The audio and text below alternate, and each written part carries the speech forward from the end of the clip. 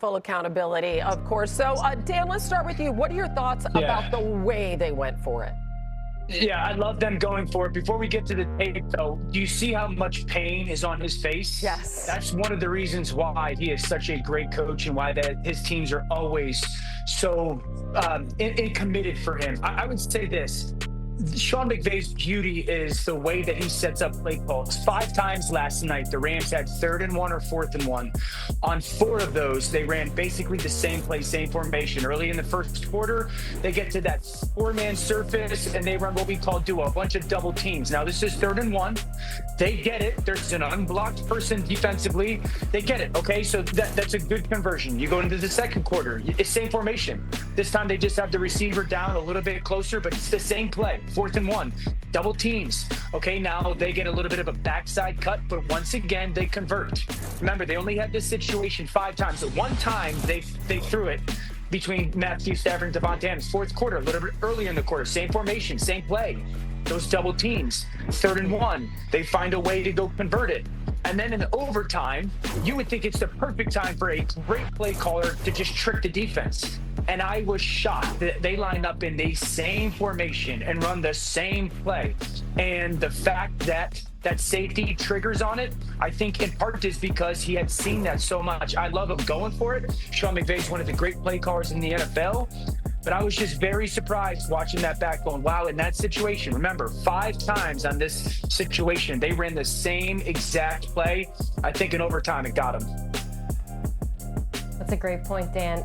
First of all, I just love the fact that we're all in agreement about going for it and it's not a debate, because I feel like 5-10 years ago, there would be a lot of people arguing the other side of this. But it's an important note that, there was 3 minutes and 41 seconds left in the game, right? So it wouldn't have been the game-tying field goal per se. You're giving the Niners back a chance to drive the field, control the clock, with a chance to win with merely a field goal. So that is, I think, something we all accept and acknowledge, and we're good with it.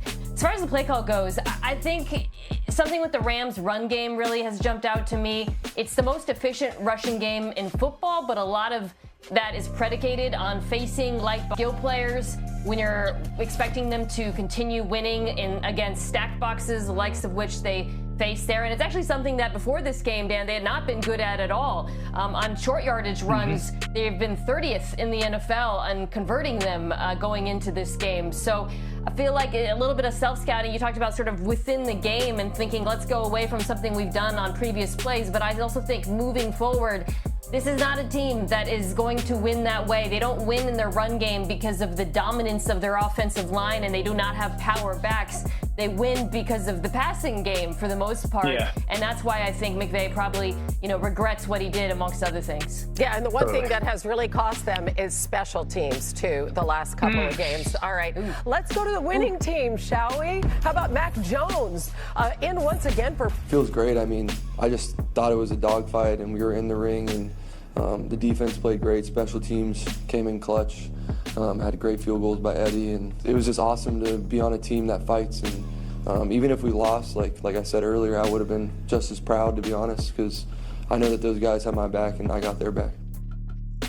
Swagoo, he had 236 passing yards between the numbers. What stood out to you about his performance?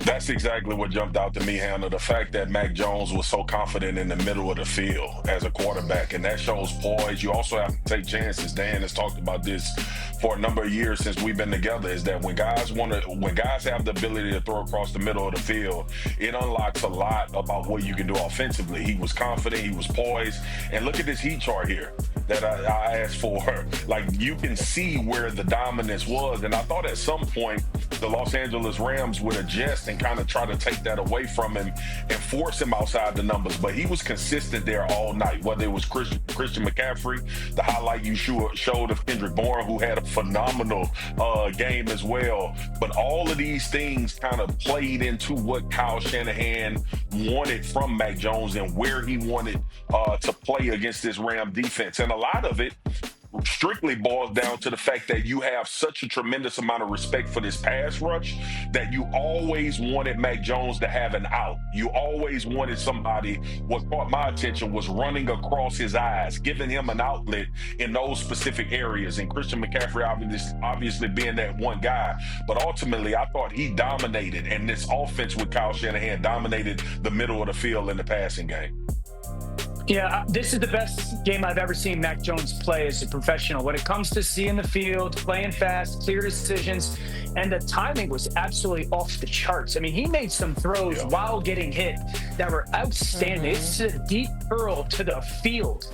You're going to see 1, 2, 3, 4, 5 hitch. Ball comes out right before he gets hit by that defensive lineman. Receiver just dropping his hips to get into his cut, and it's placed perfectly. You cannot do it better than that. That's a phenomenal throw by Mac Jones. A go route. He's going to catch the snap. He's on the left hash. He's going 1, 2, 3. Receiver and corner even. He doesn't trust the receiver's vertical speed down the field. Let me throw it the back shoulder. Ball comes out. Defensive back has absolutely no clue. That's elite timing. That's winning timing. This is a high